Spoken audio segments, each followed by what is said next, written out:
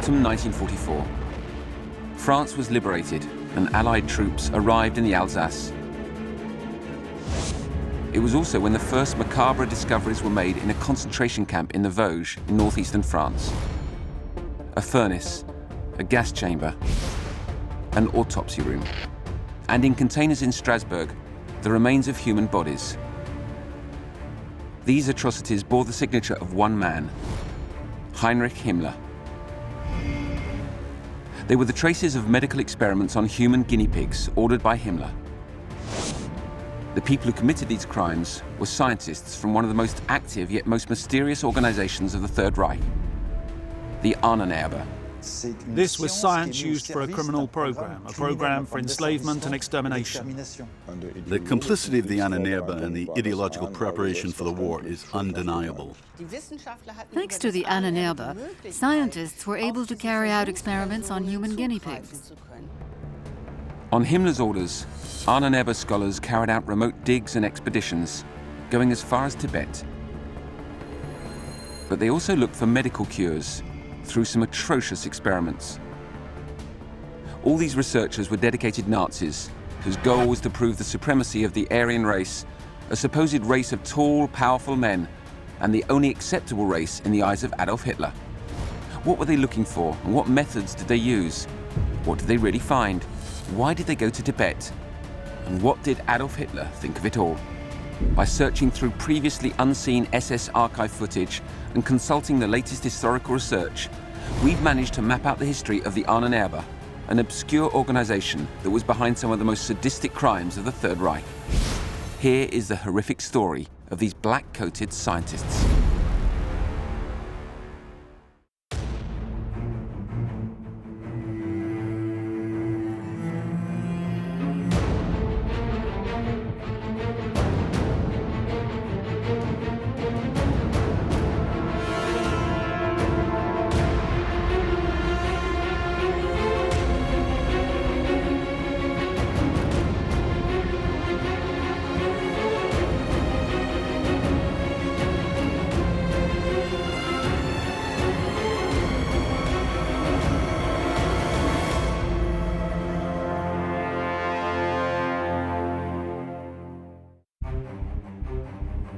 This is the only concentration camp built in France. It's located near Strasbourg and was called Natzweiler-Struthof. This is where some of the most murderous chapters in the history of the Ahnenerbe took place. We met up there with historian Frédéric Dufour. It's very difficult because it's a beautiful sunny day. There are flowers and birds, and it's hard to imagine that there were 17 barracks behind us on the terraces. There were 6,000 men in the same place, packed together without food, who had to work all day. That's a tough reality to imagine today, and yet it was the same story in every part of this camp. One of the most striking places is right here in this building, where several rooms were set aside for medical experiments on human guinea pigs. This room was for experiments and dissections, and is located in one of the wings of the building, which has a dreadful history, because the crematorium was in the center of the building, and the whole of the right wing was used by the doctors. They even had a lovely office for when they came from Strasbourg to work in Natzweiler, with lovely wallpaper on the walls, just like at the university. Then opposite the office, in stark contrast, was the room where the human guinea pigs slept on perfunctory wooden bunks, and where they were subjected to horrific pain. From 1942 to 1944, the Natzweiler-Struthof camp would be the theatre for the Ahnenerbe's scientists' crimes. This top-secret scientific organization's sole aim was to perform experiments into new medical treatments and to discover the origins of the Aryan race, a race that Nazis considered to be superior to any other. The brainchild of this scientific organization was a notorious man, Heinrich Himmler, Adolf Hitler's right-hand man.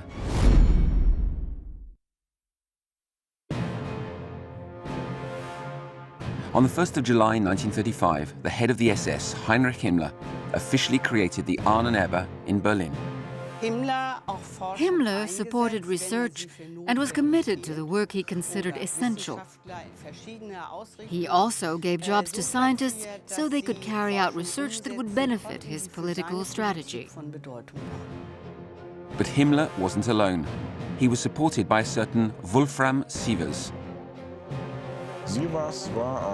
Sievers was an ingenious and inventive manager of scientists, but he was also an opportunist and a man obsessed with order. This man, who lacked any scruples, directed the Ahnenerbe until the end of the war. He was behind the radicalization of medical research in the early 1940s. This terrible shift was triggered by a meeting at the highest level.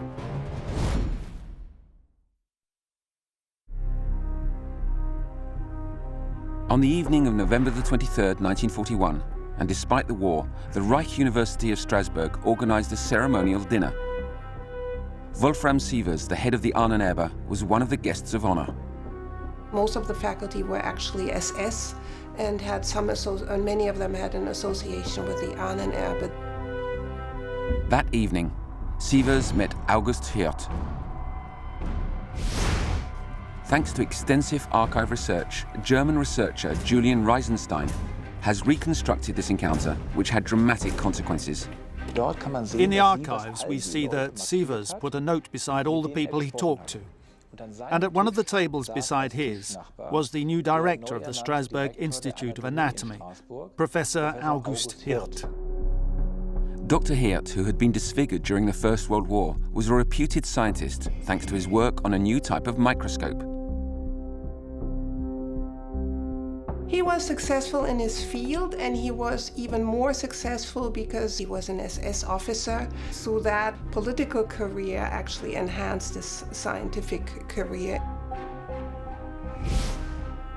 When he met Sievers, Hirt was working on a potential treatment to counter the effects of the fatal mustard gas used during the First World War. The German population was very fearful of an Allied attack using this type of chemical weapon. The eminent scientist profited from this situation to join the Ahnenerbe. For Hirt, it was a chance to boost his own reputation and enjoy better research facilities. Dr. Hirt wanted to test his potential cure on human guinea pigs. Sievers asked Himmler for permission, and the head of the SS was clear. He gave carte blanche to the doctor. Sievers and the SS would give Hirt everything he needed. Himmler even said that if Hirt needed human guinea pigs, he could have access to the concentration camps. He just needed to say the word.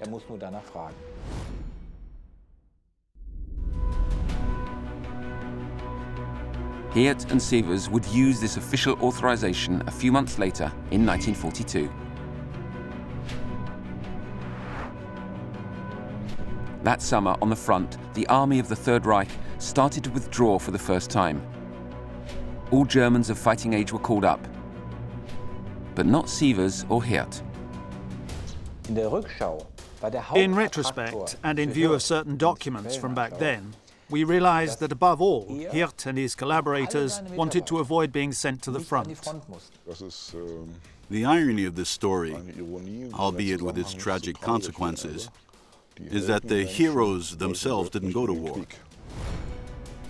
Thanks to these two unscrupulous opportunists, the Ahnenerbe descended into the horror of experiments on human guinea pigs. Of all the departments in the organization, the most important was Section H. H for Hirt.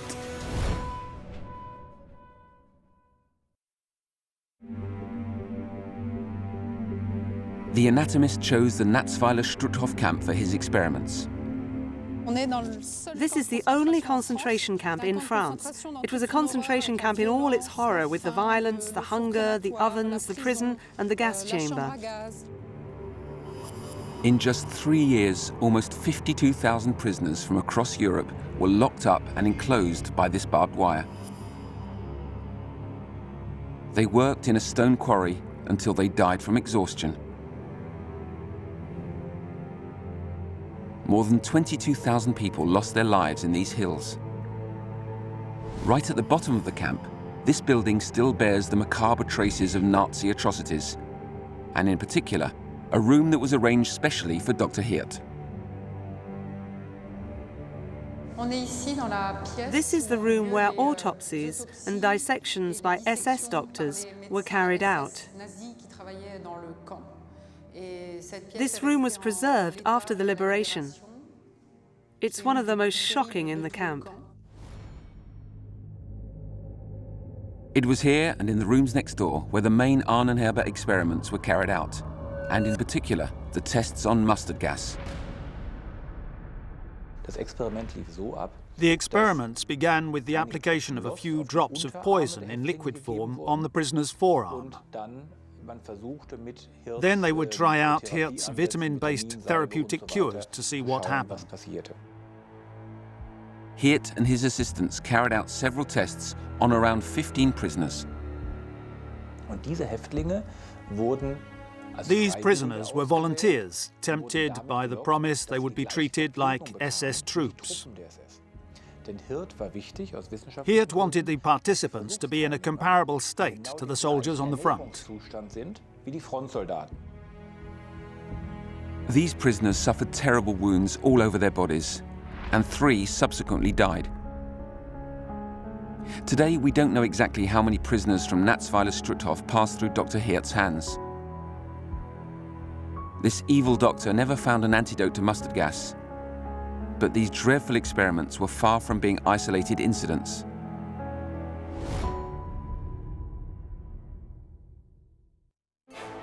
Since the spring of 1942, Jews were being exterminated in huge numbers in death camps in Poland, in the name of what the Nazis referred to as the final solution. Experiments on human guinea pigs became more widespread. They happened all over Europe in dozens of camps located in countries including Germany, Poland and the Netherlands. These experiments were encouraged by the Ahnenerbe and the Nazi system as a whole, which led to increasing numbers being carried out in the camps without exception. And by that I mean that each camp had its official doctor or doctors who carried out all kinds of experiments. The most barbaric of these doctors were Karl Klauberg in Ravensbrück, Erwin Dingschuler in Buchenwald, and Josef Mengele in Auschwitz. The aim of the doctor was to save the race. And if in order to do that they had to sacrifice a few individuals who weren't part of that race, it was worth it. Why did these doctors go beyond all limits in their grisly work? To try and understand, we have to go back to the roots of the evil, a decade earlier, when scientists of all kinds dedicated their skills to the service of Adolf Hitler.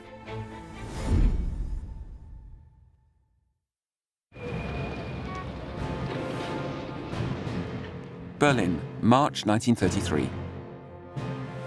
The National Socialist Party, the NSDAP, won a majority.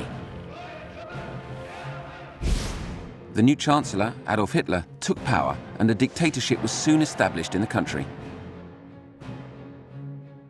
At that time, German scientists were among the best in the world in many different areas of expertise. German scholars had won Nobel Prizes in a range of fields, including physics, chemistry, and elsewhere. A majority of Jewish scientists had left Germany, as Albert Einstein did in October 1933. But some very talented people remained, and among them, most of the intellectuals and doctors had joined the National Socialists. It was a young generation. They were people who were 20 to 30 years old, educated people, very intelligent folk. They were opportunists who saw their chance for an amazing career and people who had strong ideological convictions. Hitler planned to take advantage of this pool of young talent. Hitler was not a scientist, and while he was not interested in science per se, he nevertheless gave a lot of support to what we would call military science. The Führer needed intellectuals, but their research had to be in the best interests of industry and serve the power of the Third Reich. Behind the scenes, Hitler had already started preparing for war and what he called the Great Reich. Far from being a stranger to science, Hitler believed that scientific research was a means to serve and underpin his racial ideology. The idea was that the human races, in inverted commas, were not all equal, that some were superior to others, and some races in humanity, once again in inverted commas, were inferior. The so-called superior race was the Aryan race, an ancient concept that one Hitler had been using since 1924 when he wrote Mein Kampf, or My Struggle. The Nazis started pursuing the impossible in a quest for this race they themselves were incapable of defining with any precision. They drew up physical and genealogical pseudo-criteria, and to them, anyone who didn't meet these criteria did not deserve to live. To pursue the objectives fixed by National Socialism, the areas of research such as medicine, racial anthropology, and racial hygiene became very important. Right from the start of the dictatorship, doctors were being used for this means. They would be tasked with establishing policies of so-called racial hygiene, or sterilization, and abortion programs, and later, euthanasia. The doctors had to purify the Aryan race with its Teutonic and Nordic origins. Their ideal was blonde hair and light-colored eyes. In addition to undesirable physical criteria, were what the Nazis considered to be dangerous parasites. Handicapped people, homosexuals, gypsies, Jews. But at the time, the Third Reich did not yet know what to do with these impure individuals. To them, it wasn't speculation. It was a reality that biology could scientifically prove and justify. Doctors and specifically also anatomists became involved in the creation of a medicalized politics, basically, that gave the foundation for the biology of racism. To Heinrich Himmler, Hitler's faithful companion, natural and human sciences had a fundamental role in Aryan selection and the extension of the Third Reich. In this context, the head of the SS decided to create his own research center to establish the origins of the Aryan race. Its name was the Ahnenerbe, and its symbol, a tree.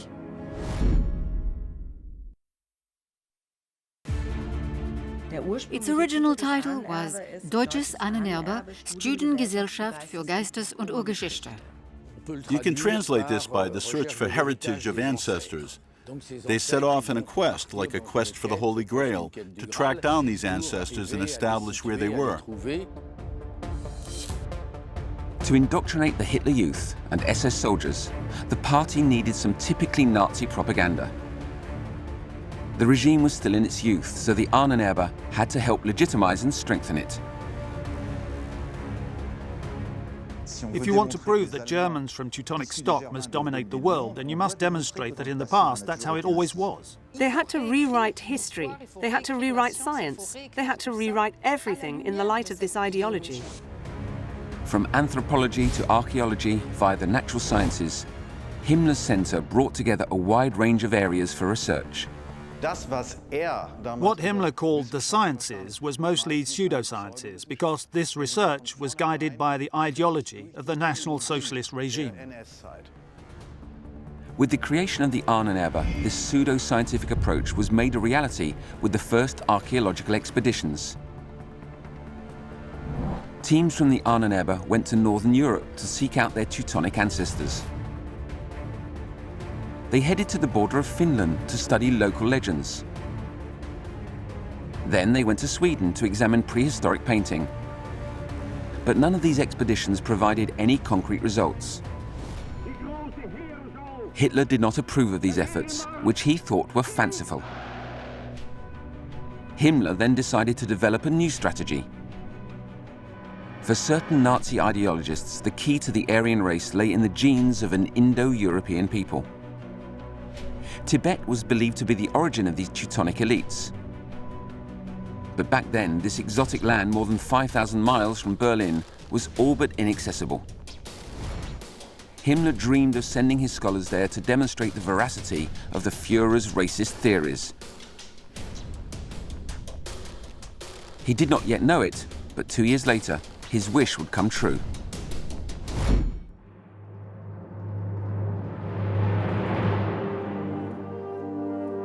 August 1939.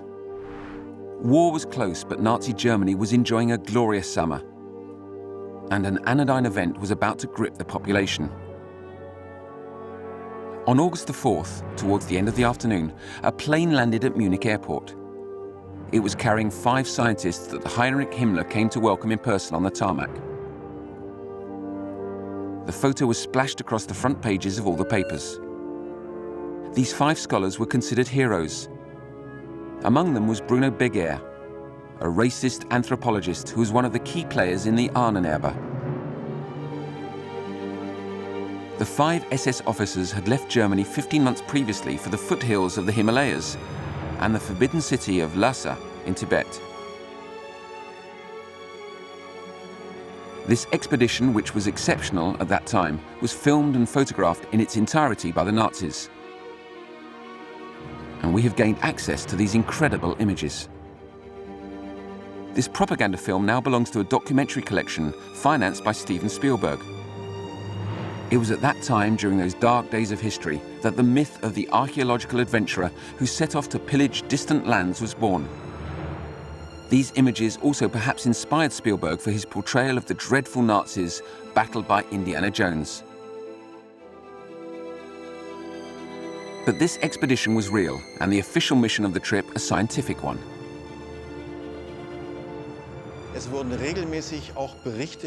The papers regularly published accounts of the trip because the German people needed to be regularly informed about the amazing adventures of the German scientists in Tibet. It was a patriotic duty. But some of the aims of the SS were less official, and in particular the very special work carried out by Bruno Beguer.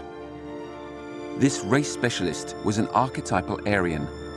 Tall and blonde, with blue eyes, he was a confirmed racist who had been trained by the greatest Nazi ideologists. What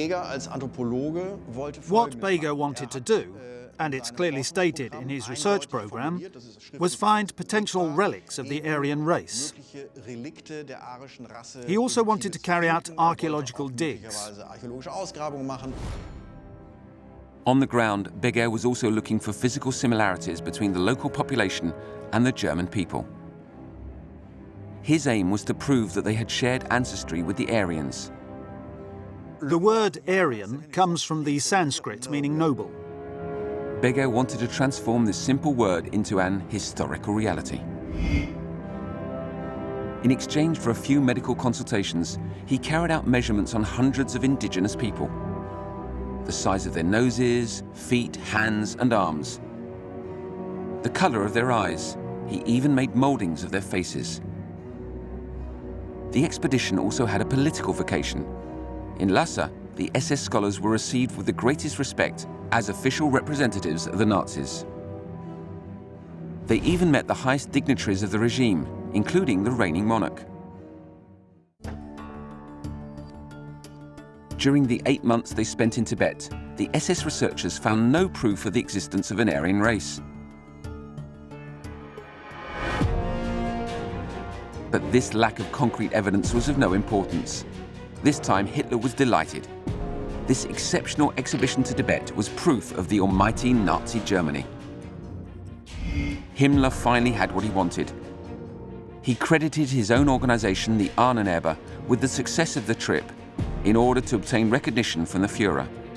It was a masterstroke, because much later on, historians would discover that Himmler's Ahnenerbe had no legitimate claim over the expedition whatsoever.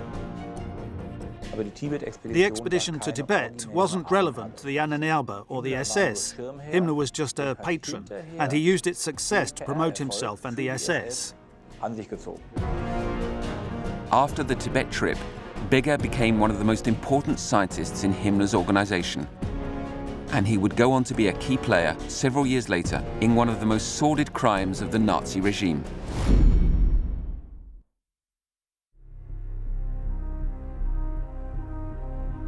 In June 1943, 4 years after his expedition to Tibet, the anthropologist Bruno Beguer found himself at the Auschwitz concentration camp in Poland. Here, extermination was industrialized and the horror had plumbed new depths.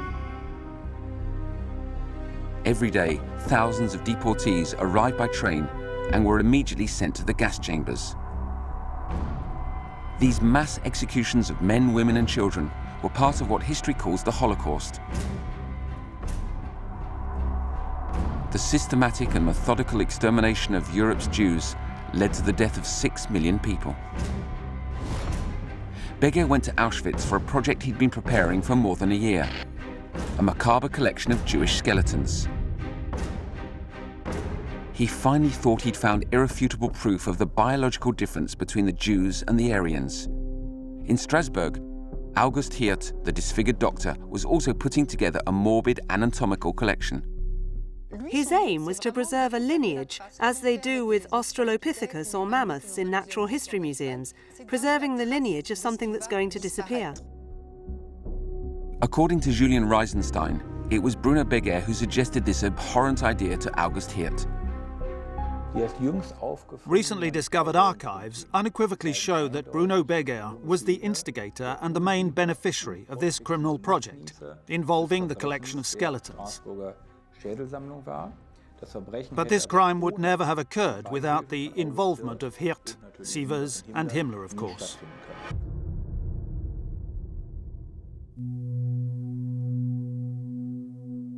In Auschwitz, Beger randomly selected men, women, teenagers, adults and old people.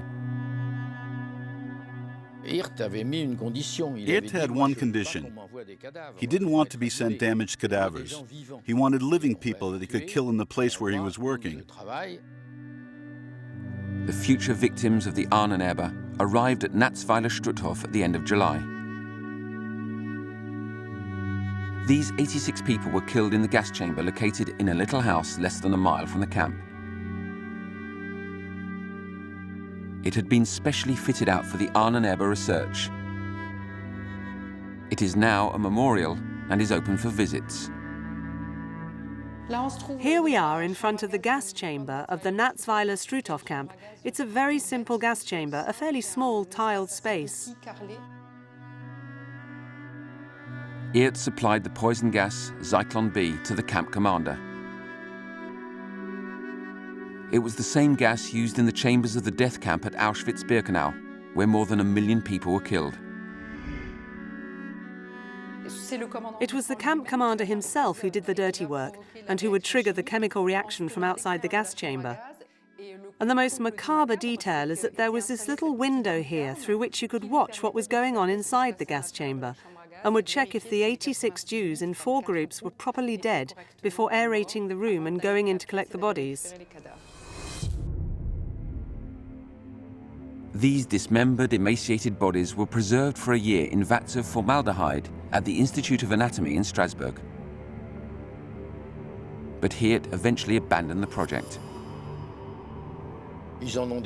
Some were dismembered, others were incinerated, but there are quite a few left. In November 1944, Hirt fled, leaving behind a fair amount of evidence of this abomination. The traces left by Hirt and his vile collaborators serve to illustrate the vanity of the Ahnenerbe project in its attempt to prove the existence of the Aryan race and its supremacy over other peoples.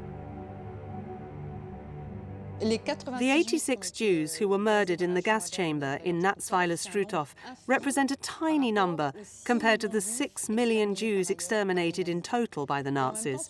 But at the same time, this group, and the actual number doesn't really matter, was highly symbolic because they represent the only example of a project that was a monument to race and the Nazi racial project. This was all about the racial aspect of Nazi ideology. This macabre project, which was exceptional in its violence, was the result of an obsession of Heinrich Himmler's, a man who was one of the main protagonists of the Jewish genocide. Without him, the Ahnenerbe and the experiments it carried out might never have happened.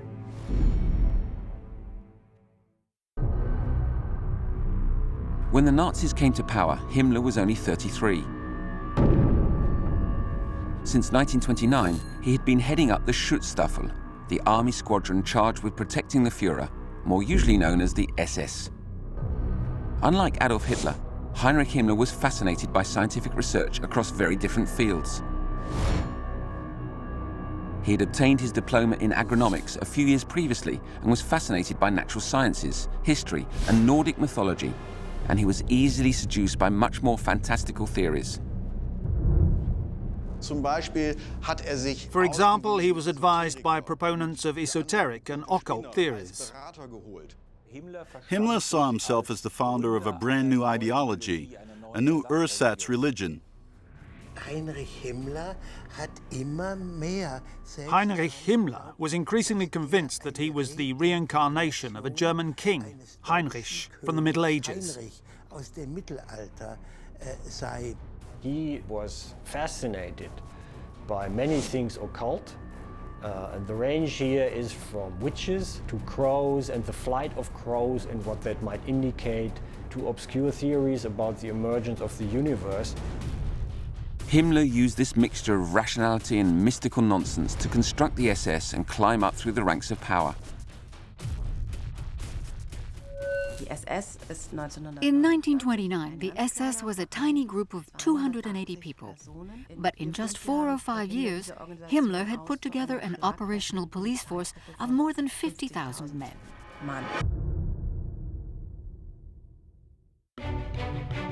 Summer 1934. The SS eliminated the members of another armed faction of the party, the SA, and became all-powerful. Hitler would now use them to help construct the great Reich he dreamed of. That same year, Himmler set up an SS officer training academy in a 17th century Schloss in the center of Germany, in Wewelsburg. We visited this unique fortress, which discreetly preserves some mysterious vestiges of the passage of the SS.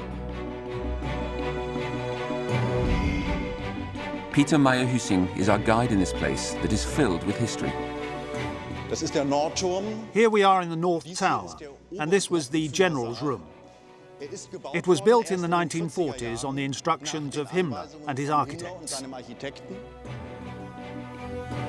Here, Ahnenerbe scholars taught classes for SS officers.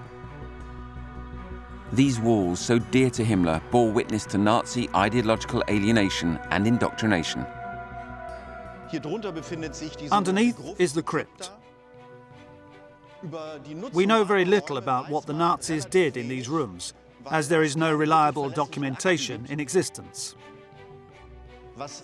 But we do know that they were very important to SS generals. What really happened in this castle? Its stones are the only witnesses to the events that took place here. But some signs of the passage of the SS remain engraved forever on the floor. Like this symbol, today known as the Black Sun. It was directly inspired by the ancient writings the Nazis took on as their own, like the swastika, and which gave rise to the main Nazi symbol. The swastika was inspired by Indian culture, in which it probably appeared around 10,000 years ago. It symbolizes the sun. Himmler even used these mystical symbols in the majority of objects worn by the Nazis. It was he who encouraged the design of those famous SS skull rings and a whole collection of highly symbolic objects that were supposed to illustrate Teutonic roots. But I think he was very skillfully using these occult symbols to strengthen his influence and the ambitions of the SS in terms of gaining power. He was looking to create and to turn the SS into a kind of group of knights.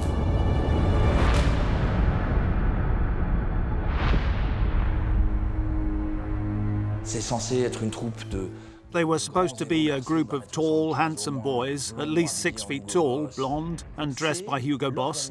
It was an organization that was supposed to become the management body of the Third Reich. In reality, the SS weren't all tall and blonde, but they were all confirmed Nazis. Anti-clerical, racist, authoritarian, and disciplined. These are the basic qualities of a member of the SS. To join the supposed Aryan elite, the genealogical and morphological criteria were very strict. When a candidate wanted to join the SS, he had to prove that he had no Jewish ancestry since the 17th century. This selection procedure became increasingly professional, with anthropological criteria applied, such as hair color, skin color, height, the shape of one's nose, cheeks, and eyes. For Himmler, the SS represented the elite of this Aryan race, whose existence they were desperately seeking to prove scientifically. But none of their expeditions in the mid-1930s to Northern Europe met with any success. During this period, Hitler judged the Ahnenerbe to be increasingly useless. To prevent it being disbanded, Himmler decided to refocus its areas of research. Any studies that were a touch crazy or in some way unofficial were stopped in order to refocus the Ahnenerbe on one truly academic discipline, making it the spearhead of the SS empire. The advancement of the German army would drive Himmler even further in his fervent quest for Aryan origins. The Ahnenerbe scholars' mission was crucial.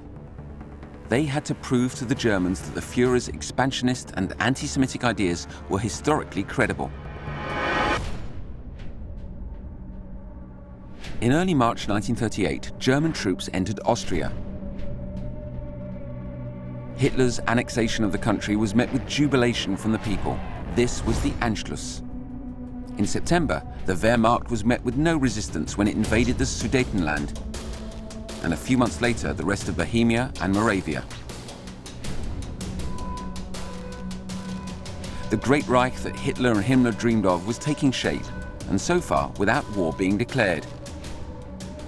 In Germany, anti-Semitic acts were increasing, and in November 1938, almost 30,000 Jews were sent to concentration camps.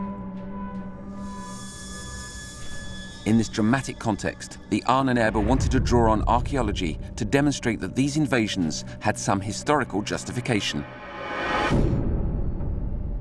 It was during this period that many archaeologists joined the SS, and increasing numbers of digs were carried out across Germany. Every discovery was supposed to prove the historical supremacy of the Germans across civilization in its entirety. Archaeology became a key part of the machinery of Nazi ideology. The complicity of the Ahnenerbe in the ideological preparations for war is undeniable. Despite Himmler's efforts, Hitler was still not convinced about the Ahnenerbe. In the intimate surroundings of his country house in Berghof, he even explained to his confidant, Albert Speer, that he didn't understand Himmler's obsession with the Teutons. Hitler told Speer that the only thing Himmler and his research into the Teutons shows is that back when the Greeks were building their temples, we were a primitive people, and that it was a truth they'd be best to silence. With the Führer casting doubt on the future of the Ahnenerbe, the country going to war cast a further shadow.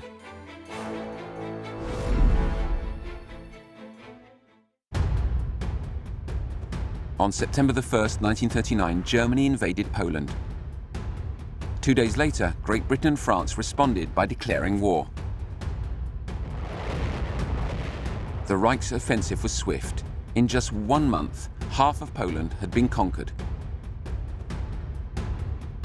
In early 1940, the Führer's army also invaded Belgium, Luxembourg, and the Netherlands just as rapidly. And then in the spring, they occupied a large part of France. Germany's victory was crushing. The war was a turning point for the Ahnenerbe. All planned expeditions were cancelled, and Himmler's science center was under threat. Then Wolfram Sievers came up with the perfect play. In time of war, the archaeologists could become true pillagers.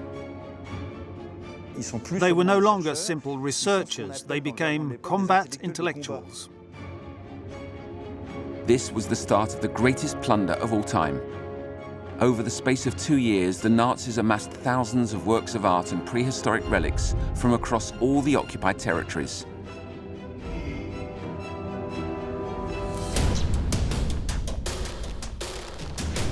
And in the east, this looting took a truly murderous turn. In June 1941, Germany attacked Russia in Operation Barbarossa. Almost 3 million soldiers were sent to a front that covered some 1,250 miles. the archaeologists were on the front line to pillage the local treasure. They were also witness to the early days of the Holocaust. And in the camps, their medical colleagues from the Ahnenerbe were also taking part in the massacre.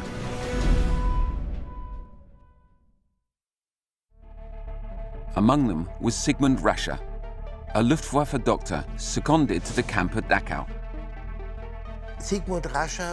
Just like Mengele in Auschwitz, Rasche was consumed by ambition. He was a newly qualified doctor who wanted to become a great scientist. In 1942, Rasche wanted to help German pilots whose bombers flew at increasingly high altitudes. In one of the blocks in Dachau, he put prisoners in a chamber emptied of oxygen in order to simulate the conditions of a parachute drop of more than 10 miles. Then he observed the physical effects and took photographs. It was very painful for these men. The physical impact was so serious that the survivors, who were fairly numerous, immediately suffered very severe consequences, particularly to their hearts. Of the 200 prisoners tortured by Rasche, between 70 to 80 of them died in agony. The Luftwaffe doctors eventually distanced themselves from him because they could see his evil madness. From the summer of 1942, Rasche was sacked by the Luftwaffe, but he continued his sordid research in the name of the Ahnenerbe. In one of his most sadistic experiments, he plunged prisoners into icy water for several hours in order to observe the effects of hypothermia. Sievers and Himmler attended one of these experiments in person. Rasche's conclusions from Dachau had no scientific value because the prisoners who were forced to carry out these experiments misrepresented the results to reduce the suffering of their co-detainees. These inhumane experiments in Dachau still failed to provide the Ahnenerbe with any concrete results. But Sievers hoped for greater success in France at the Natzweiler-Struthof camp.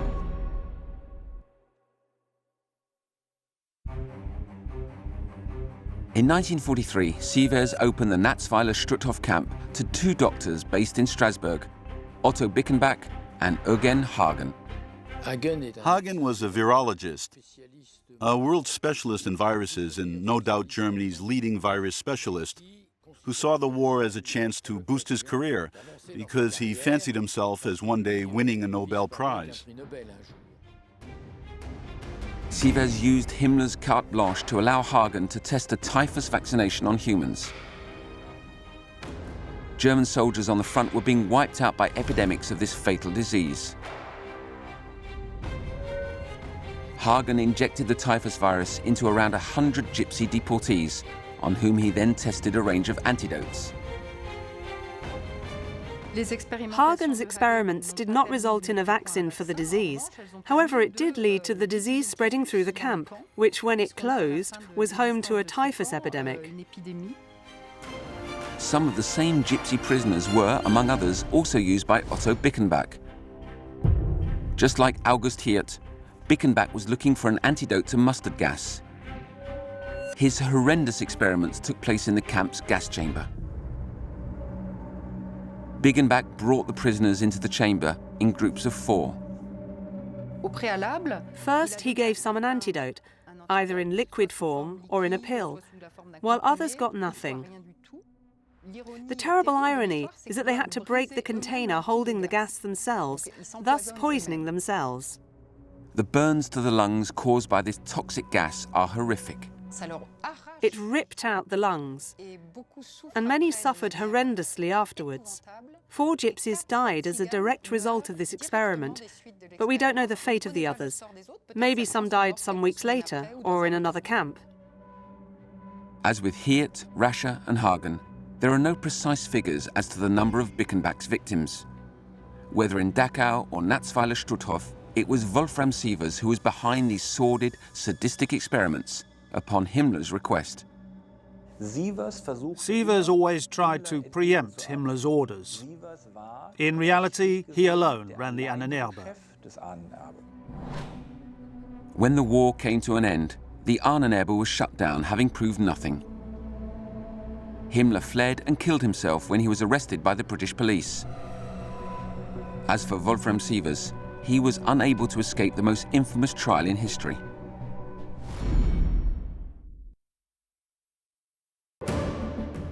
August 1947, Nuremberg. The Ahnenerbe, dated the 9th of February 1940. 20 doctors and 3 administrators were tried by the Allies for their medical experiments on human guinea pigs. Among the accused were Wolfram Sievers, head of the Ahnenerbe. It was one of the most emblematic post-war trials. Under the Third Reich, and in the name of their racial ideology, Nazi doctors crossed every ethical boundary there is. Their behavior was considered particularly shocking, considering that we have a high opinion of doctors. Doctors are supposed to help people. Doctors are supposed to have empathy and respect for human life.